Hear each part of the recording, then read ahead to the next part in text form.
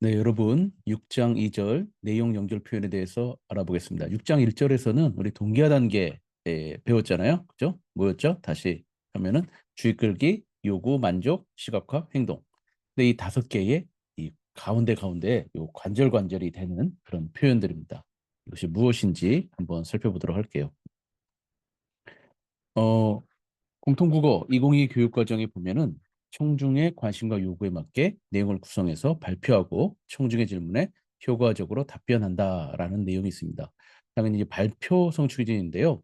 이제 앞에 체계적으로 내용 조직하기에 다음에 보면은 청중의 관심을 유지하기 위한 다양한 전략을 활용해서 발표하기인데 관심을 계속 유지를 해야 되잖아요. 그죠? 여러분들도 지루한 강의도 들어보셨을 테고 지루한 발표도 들어보셨잖아요. 막 슬라이드만 40장 되는 게 계속 넘어가는데 관심은 이미 딴 데 갔거나 영화도 지루해서 막 이제 졸거나 그런 경우가 있잖아요. 그죠? 네. 그럴 때 다양한 전략을 활용해서 청중의 관심을 계속 내 편으로 끌어가기 위한 여러 가지 전략들이 있는데 오늘은 그 중에서도 대표적인 내용 연결을 표현을 사용해서 청중의 관심을 끌어가는 전략을 살펴보도록 하겠습니다. 자, 여기는 이제 해설이 없는데요. 이 화법과 언어잖아요. 2022 교육과정에 거기 보면은 이제 고등학교 선택 과목이죠. 요거는 이제 이 화법과 언어라고 해서 화법이랑 문법이랑 섞였는데 요 좀 교집합이 되는 부분이라고 생각이 됩니다. 주로 이제 문법 쪽에서 다뤄왔던 내용이긴 한데요. 담화의 구조를 고려해서 구조들이 있죠. 우리 아까 동기화 단계도 다 그게 구조들이잖아요. 적절한 어휘와 문장으로 응집성 있는 담화를 구성한다 이렇게 돼 있잖아요. 어휘는 우리 문법 시간에 여러분 배웠죠. 뭐 지시 표현, 대용 표현, 접속 표현 이런 거 접속어를 사용해서 그러나 그럼 이제 반대되는 얘기. 그러므로 그러면 원인과 결과의 구조에 그죠? 연결하는 게 이제 어휘 차원에서 응집성 있는 유기적으로 연결된 담화의 구조를 결속하는 그런 이제 장치들이고 문장으로 응집성 있는 담화를 구성한다. 이게 바로 내용 연결 표현에 대한 겁니다. 뭐예요? 지금까지 무엇의 원인에 대해서 말씀드렸습니다. 그러면은 그 해결 방안을 세 가지로 구분해서 살펴보겠습니다. 첫째는 요 지금 제가 말씀드린 요 표현이 내용 연결 표현입니다.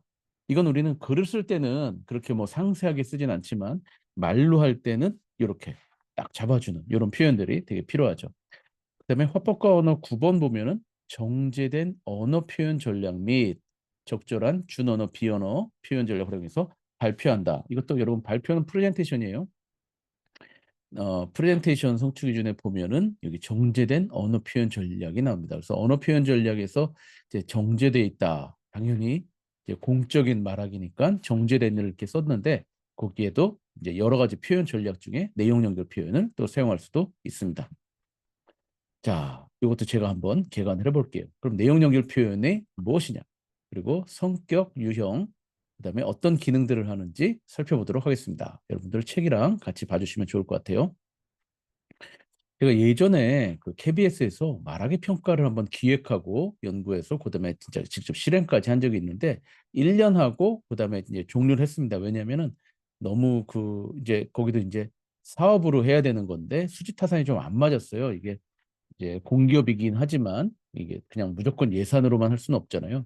왜냐하면 100명 시험 보는데 그 스태프들도 많이 운용이 되고 직접 말하는 것을 또 해야 되니까 여러분 KBS 한국어 시험 하잖아요. 그건 이제 OMR 카드에 객관식으로 하는 거니까 대량 그 채점이 가능하지만 이건 또 이제 전문가 이제 헌법학회 전문가들에게 또 1인당 3명씩 그다음에 한 명이 또 4개씩 또 시험을 보거든요. 그래서 이게 너무 이게 힘들더라고요. 100명 하는데 하루가 꼬박 걸리고 요즘 모르겠어요. 요즘처럼 이제 AI 면접처럼 또 이렇게 하면 또 모를까. 근데 이제 사람이 전부 다 있기 때문에 굉장히 예산 소요가 많이 됐습니다.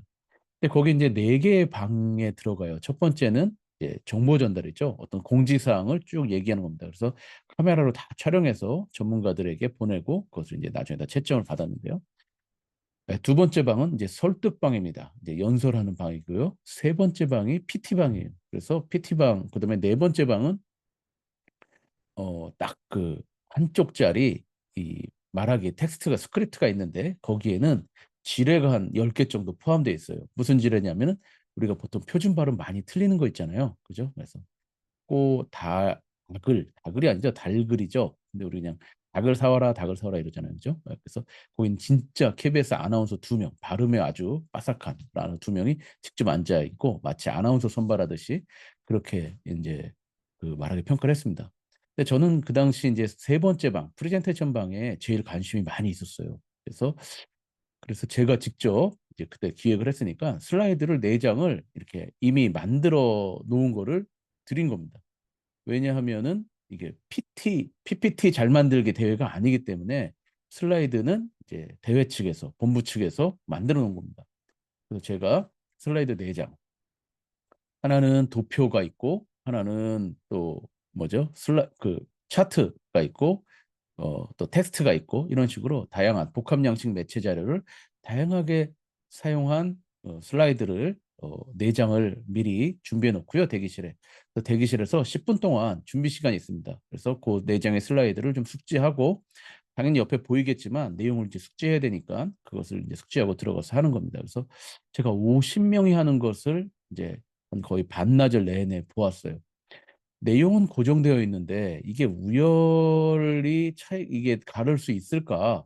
슬라이드 내장에 대해서 다 나름 또 뭐 아나운서 준비하고 또 나름 다 난다긴다는 사람들이 이제 말하기 평가가 있다고 해서 왔는데 과연 이 사람들이 실력 차이가 날 것인가? 예, 이렇게 해서 제가 이렇게 봤는데 나더라고요. 슬라이드 내장 그 정보는 똑같은데 어떤 점에서 차이가 나냐면 바로 내용 연결 표현이었어요. 그래서 제가 그때 거기서 주목해서 예, 논문도 쓰고 그다음에 또 이 책에도 이렇게 써서 지금은 이제 임용 시험도 나오고 교과서에도 나오고 그래서 제가 나름 그 이론화에 기여를 했던 이 기억이 있습니다. 뭐냐면은 똑같은 네 장의 슬라이드인데 그 슬라이드가 넘어갈 때마다 트랜지션이죠, 트랜지션. 그 우리 PPT에서는 전환 효과 막 이렇게 쭉 뭐 돌아서 넘어가고 막 이런 효과를 주잖아요. 근데 그런 거 말고 말하기로 그거 이제 조금 약간 이렇게 산뜻하게 이 시각적인 효과를 주는 건데 말하기로 아까 말씀드린 대로 지금까지는 뭐였습니다. 앞으로 무엇에 대해서 세 가지로 나눠 말씀드립니다. 그러니까 같이 쭉 딸려 들어가게 되고 그다음에 내가 지금 어디에 있는지 무엇을 듣고 있는지가 딱딱 이렇게 알게 되니까 굉장히 내용 이해도 쉽고 그렇더라고요. 그래서 여러분들 그 바이올린 실기시험 채점하는 음대 입시 교수님들 얼마나 힘들겠어요. 똑같은 곡을 갖다가 그냥 한 100명씩 이렇게 듣게 되면은. 근데 저도 50개를 똑같은 슬라이드, 그것도 많지도 않고 재미도 없는 4장짜리를 이렇게 보고 있는데 아, 이게 다르구나라는 것을 깨닫게 되었습니다. 자, 오늘은 이 비법을 여러분들께 전수해 드립니다. 여러분들이 강의를 듣고 난 다음에는 뭐예요? 네, 어디서 발표를 하건 뭐라고. 그다음에 이게 내용 연결 표현이 꼭 설득 메시지를 이렇게 뭐 강연이나 발표뿐만 아니라 연설뿐만 아니라 여러분 수업할 때도 되게 도움이 돼요. 그래서 지금까지 여러분 제가 이것에 대해서 이 개념에 대해서 설명을 드렸는데요. 그 다음엔 우리가 이것이 어떻게 쓰이는지 한번 세 가지로 나눠서 살펴볼까요? 이런 거예요. 그죠? 이게 강의를 잘하는 선생님들의 어떤 특징이죠. 그죠? 네, 이것을 한번 살펴보도록 하겠습니다. 자, 제가 구체적인 예시를 가져왔습니다. 여기 서론이 있고 군데군데 내용이 있는데 이건 아까 제가 관절로 비유했죠. 그래서 메타소송 행위라고 합니다. 내 말에 대한 말. 내가 지금 어떤 말을 할 거예요? 지금까지 무슨 얘기를 했다는 것을 서머리하는 것. 그 말에 대해서 말하는 거죠. 지금까지 제가 무엇에 대해서 말씀드린 그 무엇이 말이고 그것에 대해서 about 이 말에 대해서 말한 거니까 이게 메타 소통 행위라고 합니다. 우리 메타인지 이런 거 배우셨잖아요, 그죠? 그다음에 그다음에는 무엇으로 또 해결 방안을 말씀드리겠습니다. 이 해결 방안이란 말에 대한 말이 되는 거죠. 그래서 메타성 행위 중 구어 텍스트의 논리적 구조를 드러내는 표현이 바로 내용 연결 표현이 되겠습니다. 자, 여기 보면은 서론 딱 얘기하고 저는 여러분들께 크게 사회적으로 화제가 되었던 이런 것들에 대해서 논의해 보고자 합니다. 그러면 이것이 어떻게 불거져 왔는지 배경부터 논의해 보겠습니다. 그죠? 배경부터 내가 얘기할 거예요. 그다음에 배경 얘기하고 자, 배경에 대해서 살펴보았는데 그럼 해외에도 비슷한 사례가 있는지 해외 사례도 한번 살펴보겠습니다. 자, 이렇게 관절관절이죠. 해외 사례 얘기하고. 그럼 본격적으로 찬성 측과 반대 측의 입장을 한번 들어볼게요. 그다음에 찬반 의견 딱딱 제시하고 그렇다면은 우리는 어떤 입장을 취해야 할까요? 이렇게 의문문도 사용하고 그다음에 자기 주장을 딱 얘기하고 자 이제 마무리를 할 때가 되었습니다. 그죠? 이제 그다음에 그러면 이제 뭐예요? 결론. 자 여러분 어때요? 이런 관절관절이 들어가니까 우리가 예, 그대로 같이 내용을 공유하면서 그대로 따라 들어가게 되는 거잖아요. 그래서 이게 설득 메시지를 견고하게 형식적으로도 결속하고, 그죠? 그래서 응집력을 높이고, 이게 응집력이라고 하잖아요. 응집력입니다.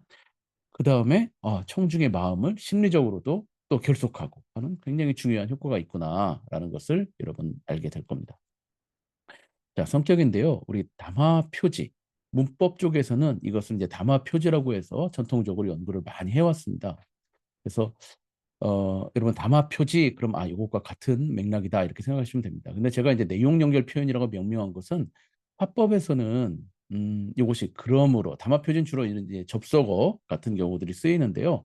이렇게 단어 층위에서 해결될 수가 없구나. 지금까지 본문에 대해서 말씀드렸습니다. 앞으로 무엇의 원인에 대해 살펴보겠습니다. 이거는 딱 표지라고만 하기는 그렇고, 그래서 제가 내용 연결 표현 이렇게 해서 조금 크게 열었습니다.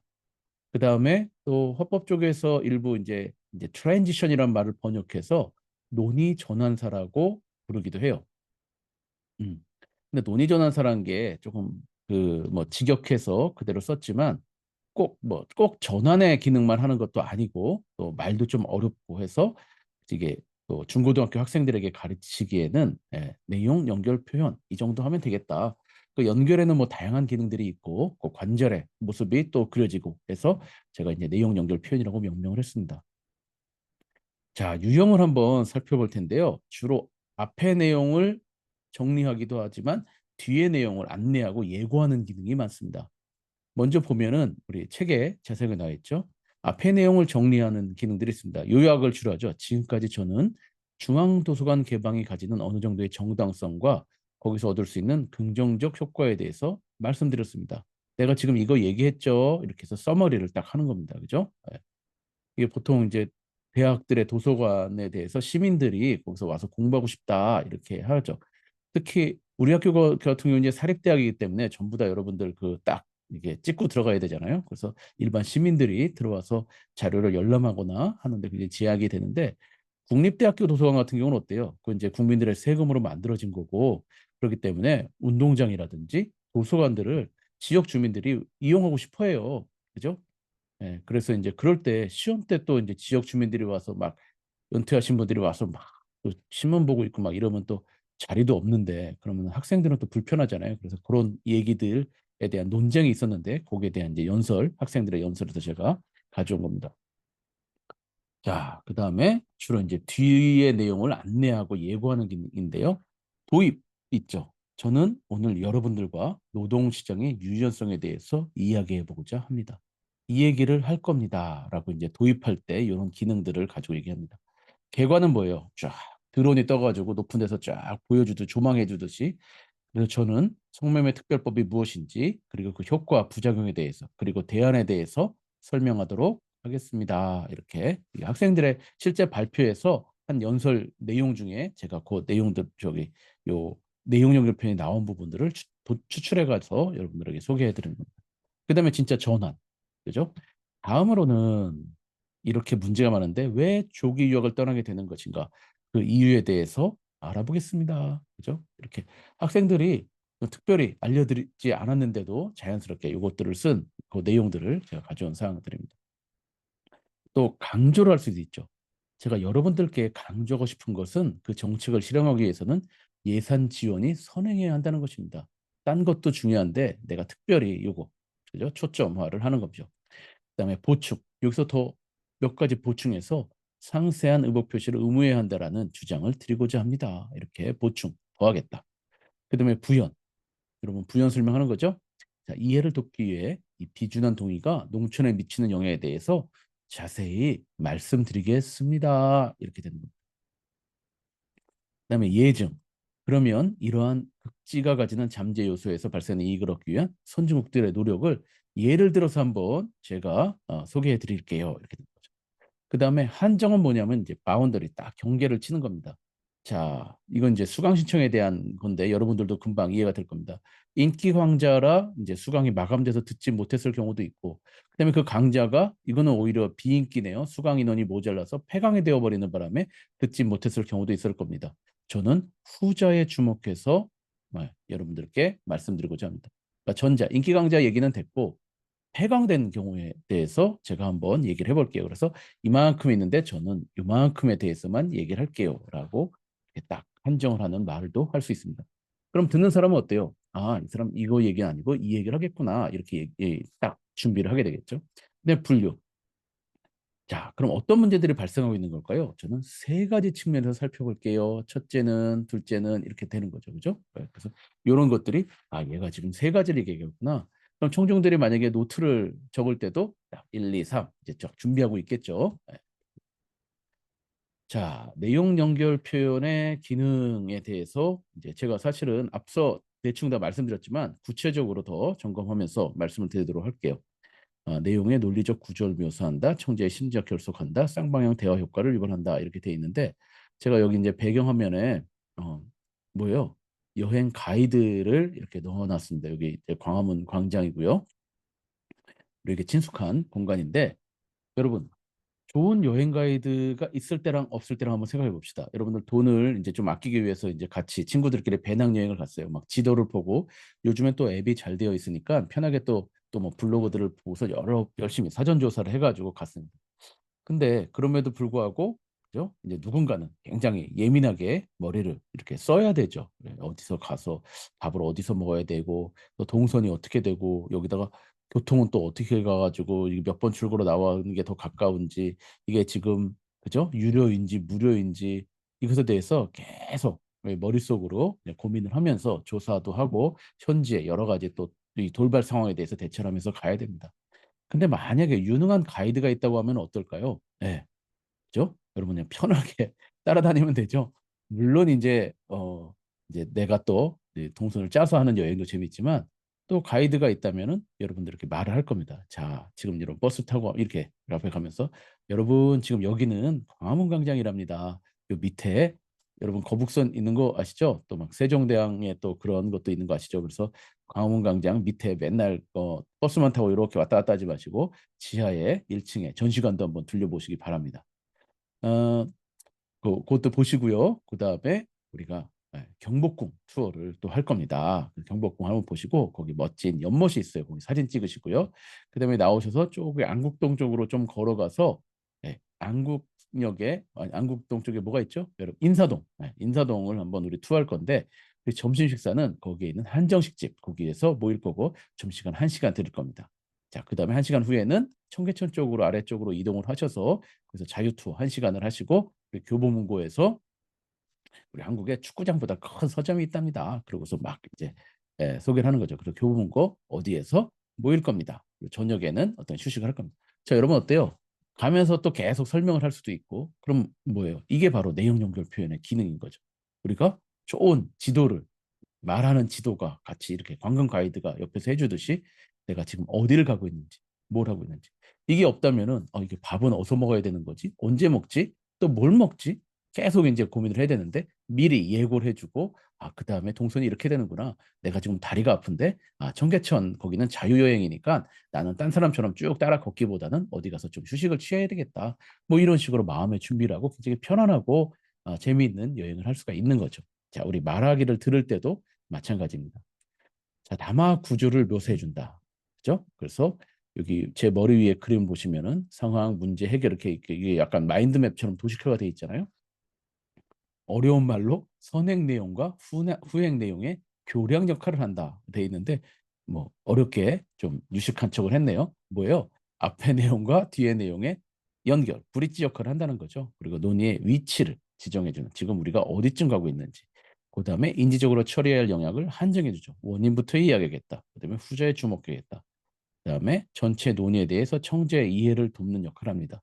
이게 원인이고 결과고 이게 문제고 해결이고 그래서 마치 우리가 지도를 보고 그죠? 이 길을 찾아가는 것처럼 이 담화 구조를 말로다가 묘사해 주는 그런 기능을 합니다. 그다음에 중요한 게 아까 말씀드렸듯이 메시지끼리도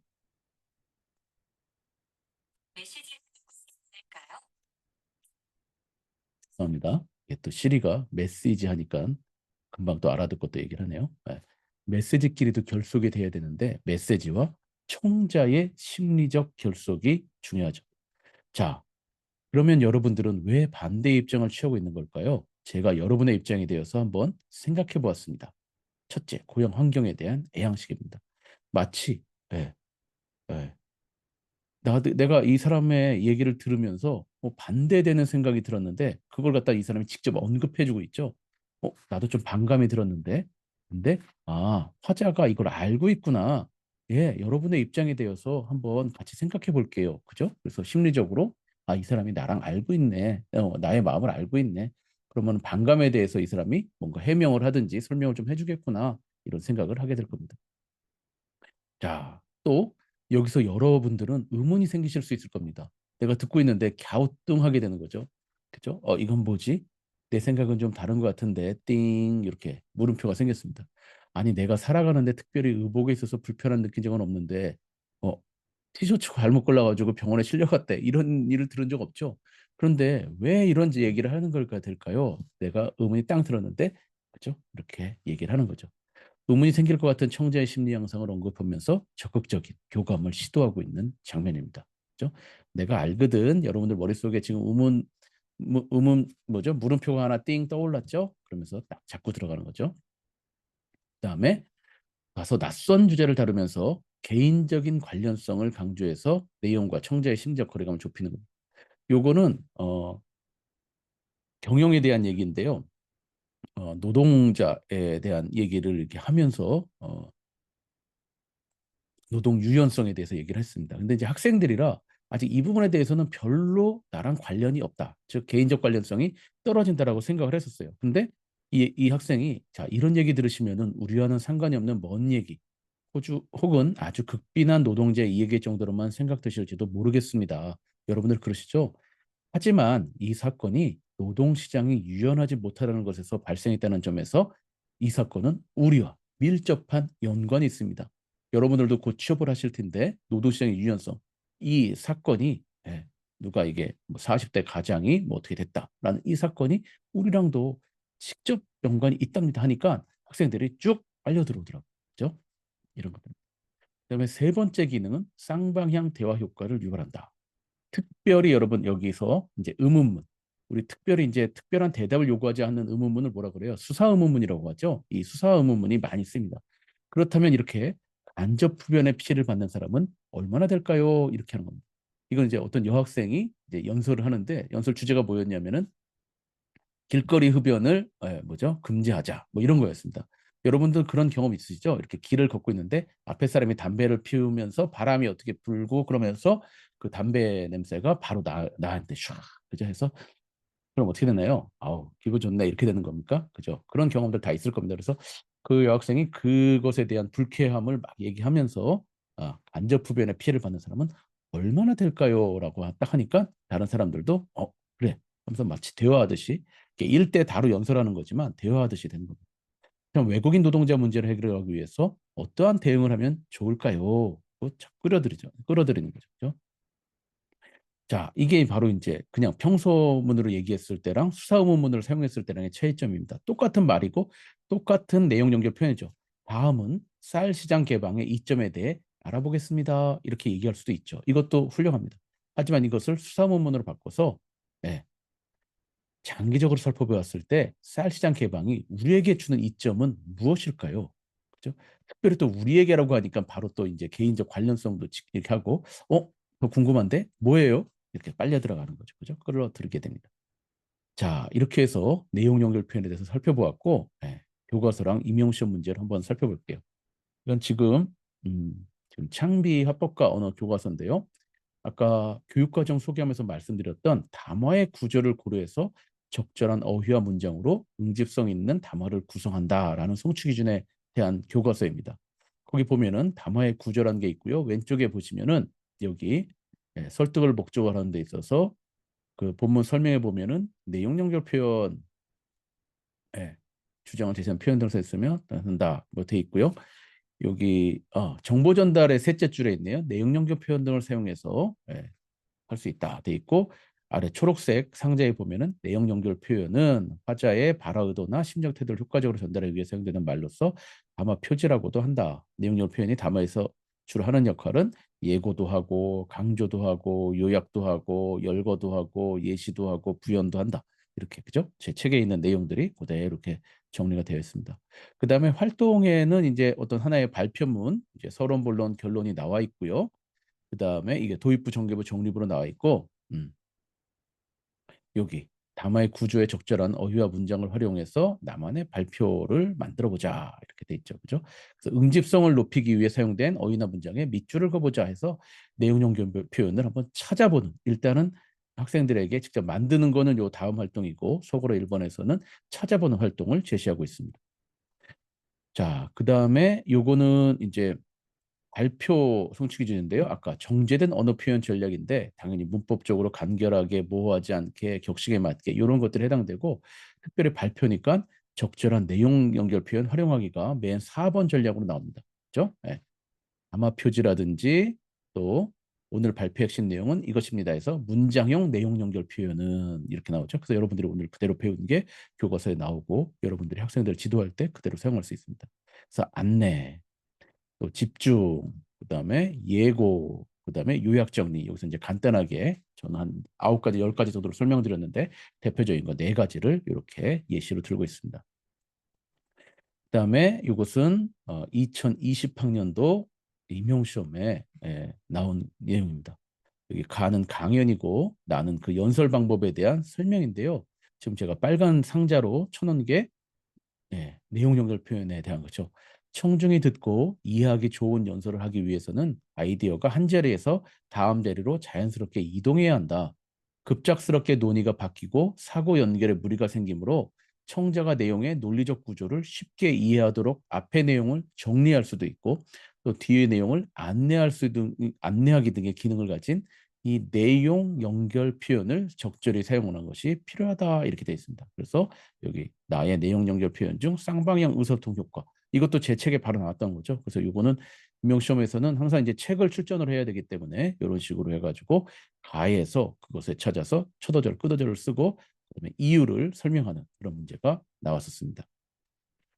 자, 여러분 이렇게 해서 내용 연결 표현이 관절 역할을 한다. 그다음에 담화 구조를 묘사하고 청중의 심리적으로 끌어들이고 그다음에 쌍방향 대화 효과를 유발하는 아주 효과적인 어떤 메시지 표현 전략이라는 것을 우리 같이 배웠습니다.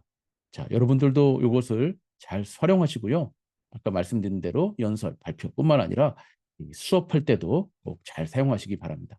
자, 이렇게 해서 6장 2절 내용 연결 표현에 대한 학습을 마치겠습니다. 수고 많았습니다.